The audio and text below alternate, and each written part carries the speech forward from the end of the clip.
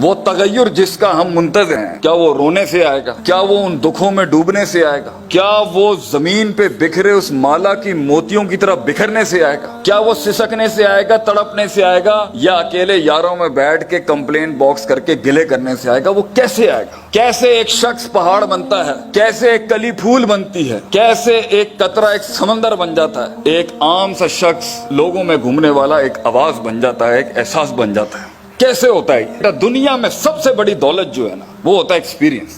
زندگی کے محل بنانے کے لیے، زندگی کی سلطنتیں بنانے کے لیے، اس بیج کو پیڑ بنانے کے لیے، اس کلی کو پھول بنانے کے لیے بھجن کتابی تھریٹکس ہوتی ہیں، مگر پریکٹیکل ایکسپیرینس کے بغیر علم کندن نہیں بن سکتا۔ علم اس معراج تک پہنچ نہیں سکتا، کانٹینٹ کے اندر وہ حسن آ ہی نہیں سکتا، وہ اسٹریٹجک کمانڈ مینجمنٹ آ ہی نہیں سکتی جب تک کہ ایکسپیرینس نہیں ہوگا، اور ایکسپیرینس کیے بغیر نہیں آتا۔ تو my question to the young guns over here is, کتابیں پڑھ کے کیسے فیصلہ کرو گے کہ یہ سولوشن پرووائڈنگ میرے پہ لگتی ہے؟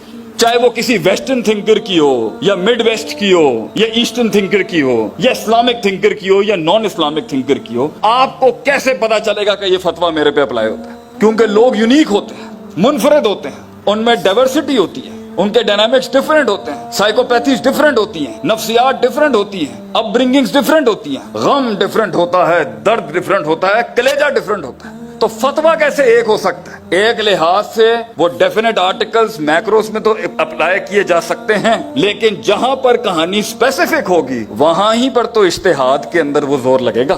جہاں کہانی اسپیسیفک ہوگی وہیں سولوشن پرووائڈنگ کے انجن کے اوپر تو پریشر بیٹھنا ہے، وہیں تو آر پی ایم تیز ہوں گے مائنڈ سیٹ کے۔ تو محض کتابیں پڑھنے سے بھائی جان، محض کتابیں پڑھنے سے کچھ نہیں آ سکتا، جلنا پڑتا ہے اس کے لیے۔ اس لیے آپ کبھی اگر آپ نے زندگی سیکھنی ہو نا، تو یہ فٹ پاتھ کے سگنلز پہ ان بچوں کے ساتھ بیٹھ کے وقت لگائیں، آپ یہ بتائیں گے زندگی کیا ہوتی ہے، کیونکہ وہ اسٹریٹ سمارٹ ہوتا ہے، وہ روز ہار اور جیت کا سامنا کر رہا ہوتا ہے، وہ روز سروائیول کی جنگ لڑ رہا ہوتا ہے، بقا کی جنگ جو ہوتا ہے وہ لڑ رہا ہوتا ہے، اس کے پاس تھریٹکس نام کی کوئی چیز نہیں ہوتی۔ تو دنیا کی سب سے مہنگی ترین چیز اگر کوئی ہے نا، وہ ایکسپیرینس۔ اور اگر کسی بھی محل کے اندر آپ کو کوئی سینئر شخص یہ بات سکھائے، یا آپ کا کوئی کولیگ سکھائے، یا آپ کا کوئی جونیئر سکھائے آپ کو، ایک قوم جنہوں نے دنیا پہ راج کرنا ہوتا ہے وہ ایکسپیرینس، اور میرا پرسنل ورڈ جو میں یوز کرتا ہوں وہ لاگ فائلز اکٹھی کرتا ہے۔